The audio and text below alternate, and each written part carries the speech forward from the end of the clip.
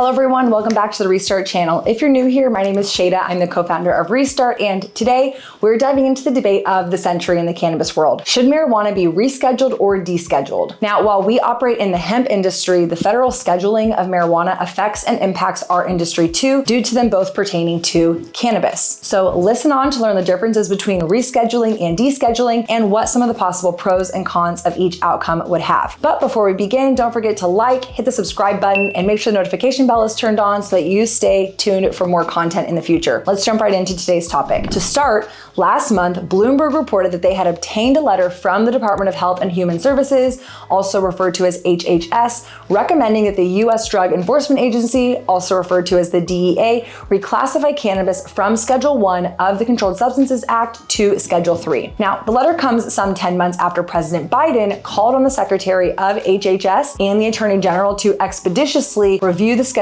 of cannabis under federal law, and if adopted, would represent the biggest change in federal cannabis policy in 40 years. Although industry watchers like myself are cautious with respect to any major policy changes absent clear indication of imminent action, which is a lesson hard learned from the annual speculation around the Safe Banking Act, the news is nevertheless a welcome sign for an industry under tremendous pressure. Now, currently, as it stands, marijuana is a Schedule 1 drug, making it federally illegal and viewed as having no medical value. But we all know the conversation has shifted a lot. So what are our options? First, let's define our terms. Rescheduling is moving marijuana to a less restrictive schedule to acknowledge its medical uses. Descheduling is completely removing it from the Controlled Substances Act, making it more akin to alcohol or tobacco. Now, many argue for rescheduling marijuana. At a minimum, this would relieve cannabis companies from the IRS's Section 280E, which restricts standard business tax deductions. It can also encourage banks to finally offer traditional services to cannabis companies like mine, and these are considerable advantages, but are they enough? Which is why people are actually pushing for descheduling, and if descheduling could be the smarter move. Regulatory clarity. Descheduling would eliminate any federal barriers, paving the way for a comprehensive state-based regulatory framework. There's also the full economic benefits. So without the federal restrictions, the cannabis industry can achieve its full economic potential, providing jobs and contributing to the GDP. There's also a social justice component. Descheduling can more effectively address past wrongs,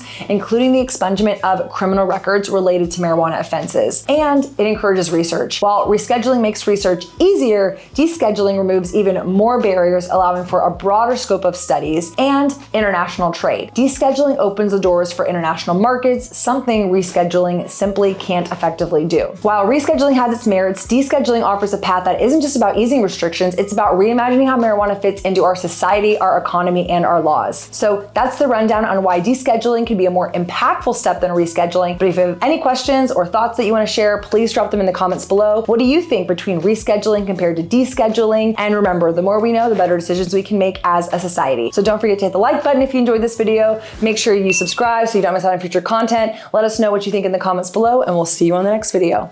Bye, y'all.